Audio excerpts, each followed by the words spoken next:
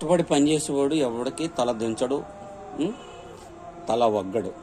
ఎత్తున తల రొమ్ము ఎగరేసి ముక్కుసూటిగా సమాధానం చెప్తాడు. కష్టపడి పనిచేసేవాడు ప్రతివాడు, ఆడ మగాని తేడా లేక, కులం గోత్రం ప్రాంతం పట్టణం అని తేడా లేకుండా కష్టపడి పనిచేసేవాడు ఒకరికే దడుతాడు. కొంచెంసేపు ఎండ తగ్గితే బాగున్నాను, నా ఒళ్ళు చల్లారుతుంది, నేను ఎంత పనైనా చేస్తాను అని దానికి ఒక్కదానికే దడుతాడు. అంటే దేవుడికి దడుతాడు అనమాట. నేను చేసింది తప్ప ఒప్ప అనే లోపలనే మన కర్మలను మనం అనుభవించుకుంటాం. చేసిన పొరపాట్లు, చేసిన మంచి పనులే మనకి కర్మానికి మనకు అంటుకుని చుట్టుకుంటే మన పాపానికి యమభాసమయ్యి అగ్నిలోను పంచిభూతాలు సాచిగా శిక్ష అనుభవిస్తాం. దేవుడు దానికి లెక్క మనకి అప్పచెప్తాడు. మంచి చేస్తే మంచి అప్పచెప్తాడు, చెడు చేస్తే చెడు అప్పచెప్తాడు. తల్లిదండ్రులని గౌరవించండి, తల్లిదండ్రులని